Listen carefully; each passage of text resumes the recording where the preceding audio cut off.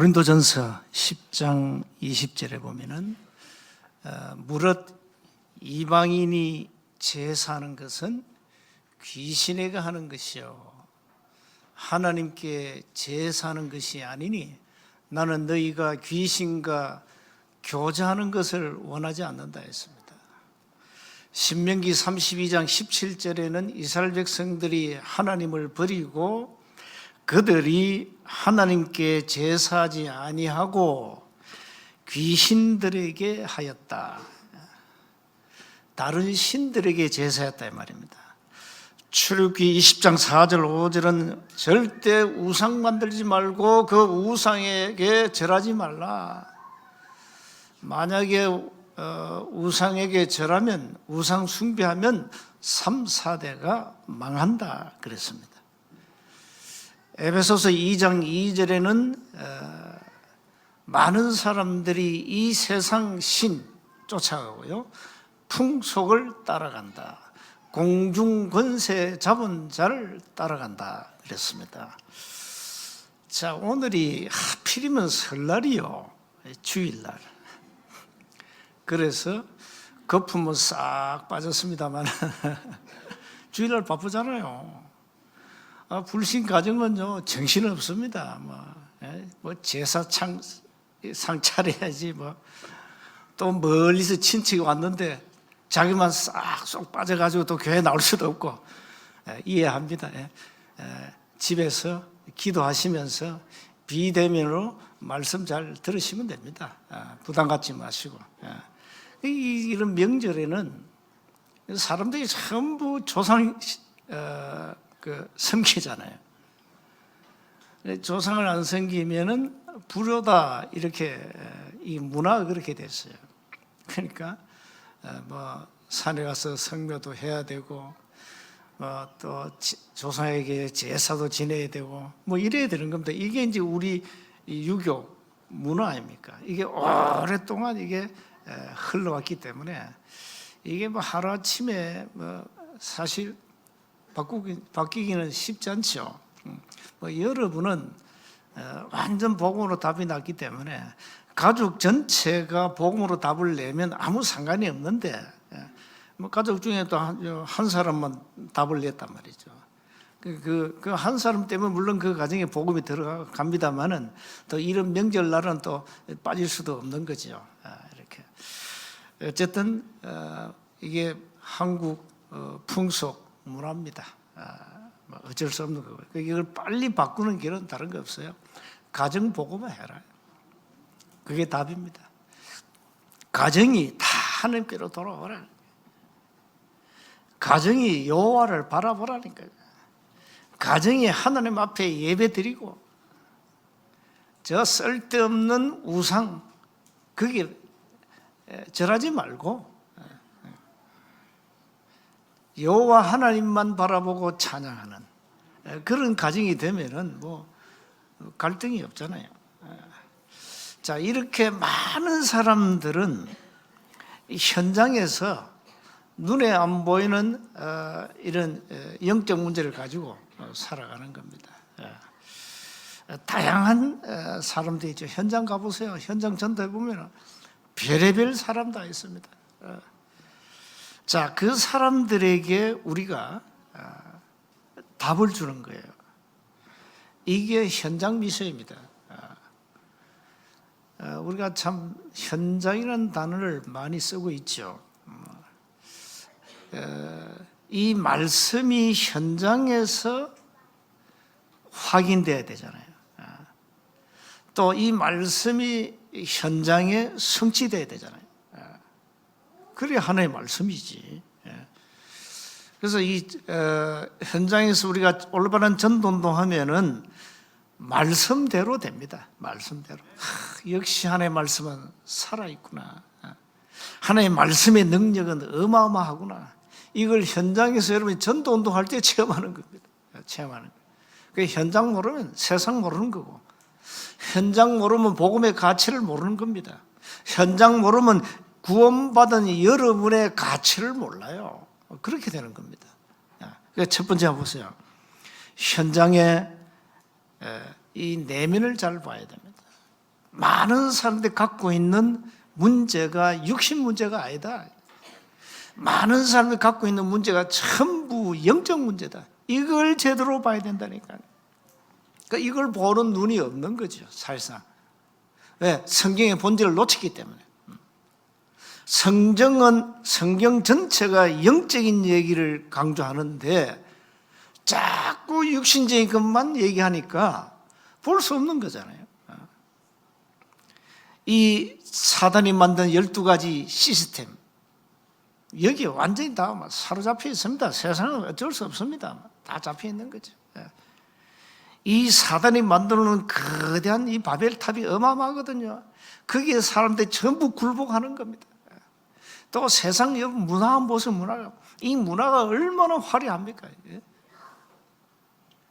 유럽 가보세요. 그 성당 지어놓은 거 보면 어마어마합니다. 어마어마합니다. 거기에 다 사람들 미혹받는 거죠. 복음 없는 성전은 우상 성전이기 때문에 여러분, 복음 가진 성전이 얼마나 중요한가. 복음 가진 성전 이 자체가 문화입니다. 문화 중에 문화가 복음 가진 성전이에요. 이래가지고 사람들은 전부 영적 문제에 빠져 있는데 자꾸 교회는 껍데기만 얘기해주고, 그 껍데기가 뭡니까? 육신 문제만 얘기하고, 전부 육신 문제. 율법 가지고 판단하고 정죄하고 막 이거예요. 자, 그러니 그 사람의 영적 상태는 어떻게 되겠어요? 황폐할 수밖에 없습니다. 여러분 맨날 남을 한번 정죄해 보세요. 정죄해 보라니까. 정죄해 보면 계속 남을 판단, 비난, 정죄하면 여러분 영적 상태는 황폐할 대로 황폐해져 버립니다. 사단이 그냥 그대로 여러분의 영적 상태를 사로잡아 가지고 완전히 저 구렁텅이로 빠뜨려 버립니다. 그래서 바울은 그걸 알기 때문에 항상 기뻐하라, 쉬지 말고 기도해라, 범사에 감사해라. 그게 하나님의 뜻이 아니냐 이렇게 말했어요. 전부 세상은 창세기 3장입니다. 인생의 주인은 나다 이렇게 가르칩니다. 세상이. 세상 종교가 그렇게 가르치지 않습니까? 너가 너 인생의 주인이야. 이게 사단 메시지 아닙니까? 자, 이렇게 하니 현장은 전부 사단에게 잡혀 있는 거죠. 자, 세상 풍속, 문화, 복음 아닌 다른 종교, 여기에 전부 빠져 있는 겁니다. 그러니까 명절날 제사 지낸다 당연시 하잖아요. 당연시 하지 않습니까? 왜? 그 문화가 그러니까 문화가 세상 문화가 그러니까 종교가 그러니까 어쩔 수 없는 거죠. 자, 그래서 두 번째 우리는 현장에 정확한 답을 줘야 됩니다. 자, 여러분 현장 가보세요. 오만 종교가 막 얼마나 종교가 많은지 모릅니다. 다양한 종교, 거의 다 사이비 이단들이 막 성경 가지고 틀린 복음을 말하니까 이게 불신자들이 헷갈리는 거예요. 뭐가 옳은 건지, 이 교회가 옳은 건지, 절간이 옳은 건지, 성당이 옳은 건지, 무슨 남녀 호랑객교가 옳은 건지, 천리교가 옳은 건지 분별이 없는 거야. 분별할 수가 없다. 다 자기도 옳다 하니까. 자, 이렇게 현장은 헷갈리는 겁니다. 에베소서 6장 12절에 이 공중근세에 잡은 이 사단이 수많은 종교를 만들어 가지고 사람들을 미혹시키잖아요. 여기 빠져 있는 거예요. 그래서 바울은 너희들이 다른 복음을 전하면 저주를 받는다. 갈라디아서 1장 6절 9절에. 그 말은 뭡니까? 다른 복음이 이 땅에 있다는 거예요. 교회가 다른 복음을 전하고 있다는 겁니다. 이미 고린도 교회는 다른 예수가 들어왔고 다른 복음이 들어왔고 다른 영이 이미 돌아버렸어요. 그러니까 고린도 교회 영적으로 아주 심각한 교회였어요. 자, 이게 오늘날 한국교회, 세계교회 현실이라니까요. 그러니 불신자들이 어디서 답을 얻겠어요? 뭐 교회도 또 다 교회 나름 아니요. 전부 다 교회도 뭐 자기가 옳다 하는데 내가 어느 교회 가야 되냐 이 말이. 장로교 가야 되냐, 성결교 가야 되냐, 순복음 가야 되냐, 뭐 재건파 교회 가야 되냐, 침례교 가야 되냐, 이 헷갈리는 거예요. 불신자는 그렇다니까요. 여러분 답을 냈기 때문에 뭐 갈등이 없잖아요. 불신자는 이 성결교 가야 되냐, 장로교를 가야 되냐, 아니면 순복음교 가야 되냐, 아니면 침례교를 가야 되냐, 이게 헷갈리는 거예요. 자, 기독교는 결론 종교가 아닙니다. 기독교는 문화 구분상 종교가 아닙니다. 기독교의 본질은 생명, 복음 그 자체입니다. 신자들이, 교회 다니는 교인들이 착각을 해요. 기독교는 종교가 아니라는 사실을 기억하셔야 됩니다.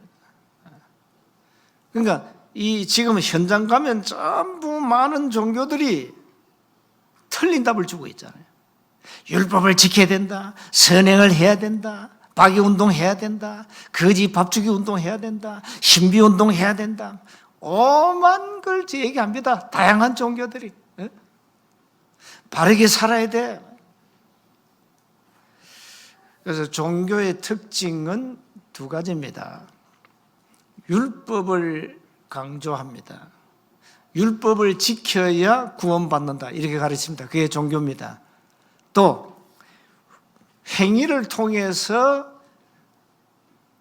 인간의 죄 문제 해결을 받고 구원받을 수 있다, 이렇게 강조합니다. 율법을 다 지켜야 구원받고 네가 행위를 바르게 하면 구원받는다, 이렇게 가르칩니다. 이게 종교입니다. 자, 그렇다면 우리에게 그리스도가 필요치 않습니다. 예수님이 이 땅에 오실 이유가 없습니다. 율법과 인간의 행위로 구원받는다면 예수님 필요 없잖아요. 왜 예수님 이 땅에 오셔야 됩니까? 필요 없어요. 그게 종교입니다. 종교. 종교는 사실 그리스도가 필요치 않습니다. 왜? 자기 의로, 자기 노력으로, 자기 열심으로 내 문제 내가 해결할 수 있다라고 가르침을 받았기 때문에 예수 안 믿어도 돼요. 예수 안 믿어도 구원받는데 뭐 때문에 예수 믿습니까? 교회 안 나가도 돼. 왜? 네 행위를 바르게 하고 네 율법을 다 지키면 구원받아. 뭐 때문에 교회가? 그래서 필요 없잖아요. 이게 종교입니다. 이 많은 사람들이 틀린 종교에 미혹을 받아가지고 진짜 복음 말하면 들을 기가 없습니다. 고린도후서 4장 4절에 이 세상 신이 사람의 마음을 혼미케 해가지고 복음의 강체가 비치지 못하게 한다. 그렇습니다. 그러니까 복음 들을 기가 없다 이 말이에요. 자, 이게 이 종교 틀린 거, 사단이 만든 거. 인간의 근본 문제는 영적 문제라는 사실을 모른다면 우리는 종교에 빠지고 율법에 매이고 선행, 박에, 신비에 매이게 되는 겁니다. 그러나 성경은 인간의 근본 문제는 영적 문제다, 영적 문제를 말하고 있습니다. 그래서 저주, 지옥, 사탄의 권세에서 빠져나와야 된다는 겁니다. 그 빠져나오라는 겁니다. 빠져나오라고 하나님이 주신 것이 복음이에요. 이걸 만약에 교회가 놓친다면 그 교회는 아무 세상에 쓸모가 없는 거죠. 가치 없는 거죠. 뭐 절간이나 뭐 다를 바 없는 거죠. 저 복음 없는 뭐 성당이나 뭐 다를 바 없잖아요. 성당은 아예 마리아가 원죄가 없다라고 가르치기 때문에 그건 완전 이단이고요. 이단 중에 이단입니다. 그거는. 이 종교들이 사람들을 막 미혹하잖아요. 여러분도 마찬가지예요. 복음으로 답이 안 나면 많은 종교의 미혹을 받게 돼 있어요. 예수님이 이 땅에 그리스도라는 직임을 가지고 오셔서 내 문제를 다 끝냈다는 사실을 여러분이 믿을 때 여러분 인생 문제는 끝납니다. 그런데 이게 안 믿어지거든요. 내 문제는 뭐 태산처럼 쌓였는데 뭐가 내 문제 끝났냐. 그 내 문제는 무슨 문제가 얘기하는 거죠? 육신 문제가 얘기하잖아요. 육신 문제는 태산처럼 이 어마어마한 문제를 가지고 있는데 뭐가 예수님 내 문제를 끝냈냐 말이에요. 그러니까 그게 이제 육신 문제를 가지고 보는 거죠. 성경은 근본 문제는 영적 문제인데 태어나면서 신분이 마귀의 자녀고 태어나면서 원죄를 가지고 죄에 빠졌고 태어나면서 이미 하나님이 없어요. 에베소 2장 1절에 영이 떠남으로 죽어버렸어요. 이 문제를 말하는데 여러분 자꾸 육신 문제까지 얘기하지 않습니까? 여러분 육신 문제도 영적 근본 문제 해결 안 되면 안 되는 겁니다. 예수님은 여러분의 육신 문제를 해결하기 위해서 이 땅에 오신 것이 아닙니다. 당신 교회 다니면 복을 받는다. 그건 가짜입니다. 그건 복음이 아닙니다. 당신이 교회 다니면 병 고친다. 그게 가짜들이에요. 그게 전부 가짜. 그 틀린 말이에요. 건강한 사람 뭐 때문에 교회 와야 됩니까? 나는 건강한데 삼성그룹 뭐 현대그룹 멤버들이 교회에 왜 와야 됩니까? 나는 어마어마한 부자인데 돈밖에 없는데 다 교회가 다 전부 틀린 얘기하고 있는 거예요. 당신이 부자든 가난하든 당신의 근본 문제는 영적 문제이기 때문에 그걸 당장 해결받아야 된다. 그래서 예수 믿으라 한다. 예수님이 당신 인생의 근본 문제, 영적 문제를 해결하기 위해서 이 땅에 오셨다. 믿는 자는 구원받는다. 믿는 자는 하늘을 만나게 된다. 믿는 자는 영생을 얻는다. 믿는 자는 영원한 생명을 소유하게 된다. 이게 해결 안 되는데 여러분 자꾸 육신 문제가 얘기하잖아요. 그래서 성경은 간단합니다. 요한복음 20장 31절에 그리스도를 이해하고 알고 영생 얻어라 이 말이에요. 구원받아라 이 말이에요.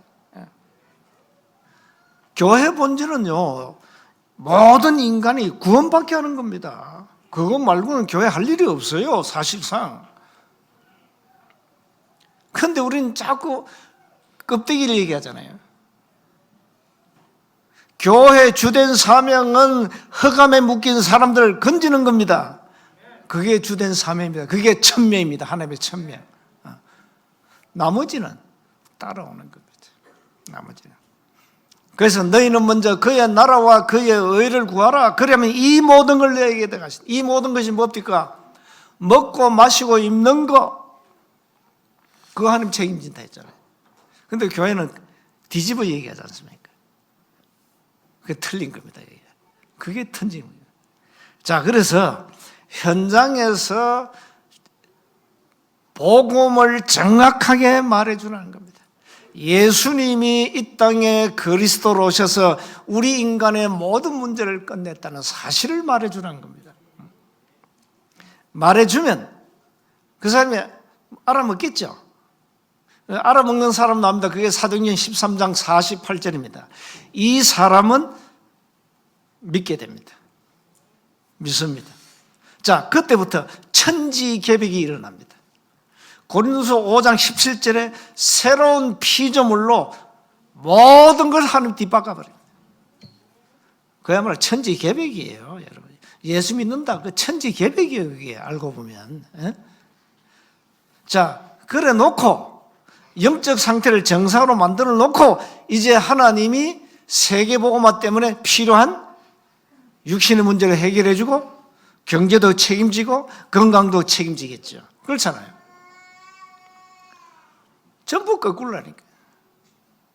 오직 밥을 먹기 위해서 공부한다? 그건 늘 하는 얘기지만은 돼지지. 그 돼지지 사람 아닙니다. 그건 어리석은 사람이지. 시편 14편 1절, 시편 53편 1절에 어리석은 자는 그 마음에 이르기를 하나님이 없다 하도다. 시편 49편 20절에 존귀에 처하나 깨닫지 못하는 자는 멸망하는 짐승 같다 그랬어요. 그렇습니다.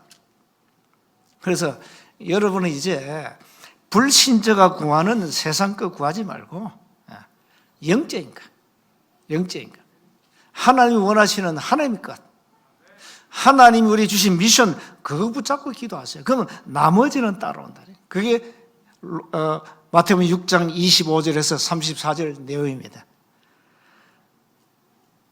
자, 그러면서 세 번째입니다. 현장에 망대를 세워라. 쉽게 말하면 시스템을 세우라는 겁니다. 누구나 올 수 있는 플랫폼을 만들어라. 플랫폼은 누구나 올 수 있어야 돼요.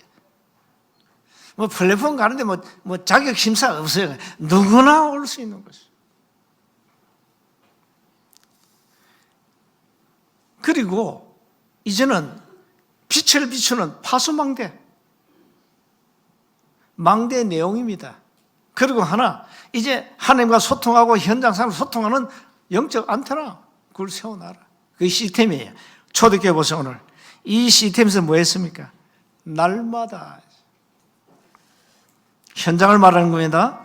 날마다 마음을 같이하여 성전에 모이기 힘쓰고 집에서, 현장에서 떡을 떼며 구원의 비밀을 나누고 기쁨과 순전한 마음으로 음식 먹고 서로 교제하고 애찬하고, 이 말이에요. 하나님을 찬미하며 또 온 백성에게 칭송을 받았다. 이랬더니 그 시스템에서 망대를 통해서 구원받는 사람이 날마다 더하더라. 이겁니다. 이게 초대교회의 망대 시스템입니다. 이걸 해야 되는 거죠. 그래서 많은 사람들이 복음 듣게 해라. 빛을 비추어서 어둠에서 나오게 해라. 그 중에 예비된 제자를 찾아서 재생산시키라. 전도운동 할 수 있도록 만들어라는 겁니다. 그러니까 여러분이 있는 현장에 망대를 하나 딱 세워놓으면 이런 응답을 앞으로 받게 됩니다. 받게 되어 있습니다. 결국은 시스템입니다. 전도는 개인 전도는 여러분이 그 뭐 1대1로 하는 전도 그것도 필요하지만 그 가지고는 현장 못 살립니다. 시스템을 통해서 전도 무브먼트 운동이 일어나야 되는 겁니다. 그게 초대교회 한 거죠. 그러니까 이 시스템이 세워지니까 이 파급 효과가 어마어마한 거죠. 그래서 우리 서부 경남 전 현장에다 망대를 세워라. 시스템을 세워라. 이래 누구나 올 수 있도록, 누구나 와서 복음 듣게 해라. 누구나 와서 복음 듣게 해라. 그 복음 듣는 사람 가운데는 사도행전 13장 48절을 하나님이 반드시 예비하신다. 그겁니다. 그 응답을 받아야 되는 겁니다. 자, 그래 결론입니다.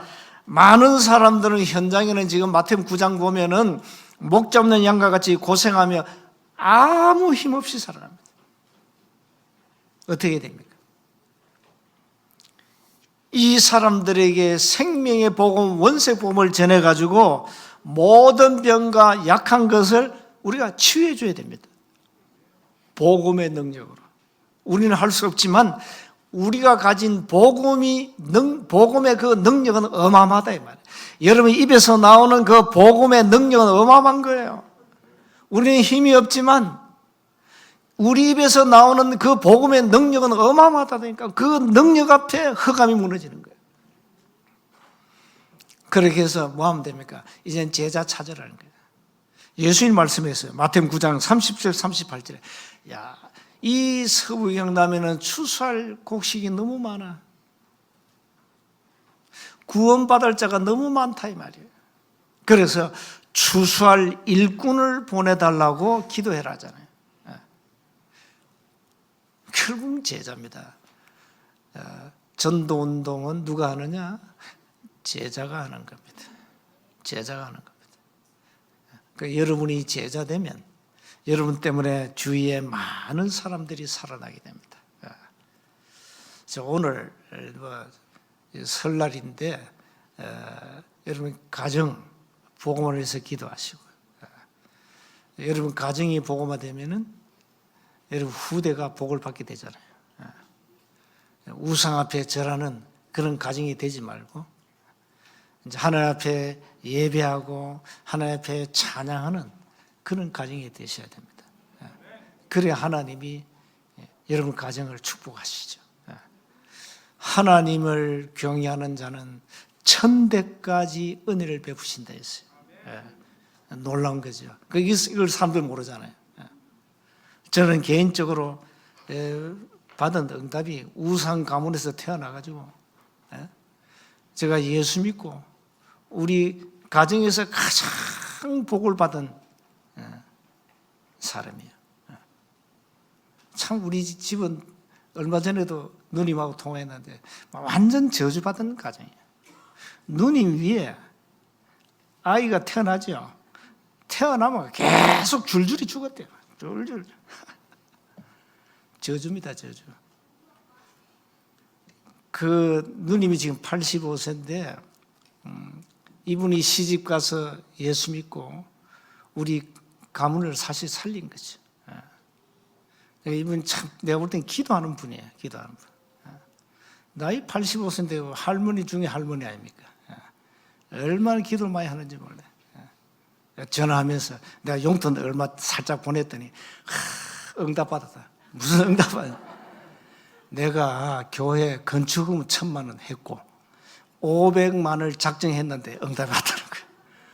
그 나이에 무슨 돈 번다고 알뜰히 모아가지고 교회 건축금하고 500만 원 또 작정해놓고 그러면서 기도하고, 우리 누님 때문에 내가 받은 복입니다. 사실상 한 사람이 이렇게 답을 내니까 가정 가문 전체가 사는 거죠. 이번 설명절을 기해서 여러분 가정 가문 살리시기를 주의 이름으로 축복합니다. 하나님 은혜 감사합니다. 현장에 영적 문제로 고통당하는 수많은 사람들을 살리도록 우리 삶의 현장에 망대를 세워서 올바른 전도운동이 일어나게 하옵소서. 우리 주 예수 그리스도의 이름으로 기도하옵나이다.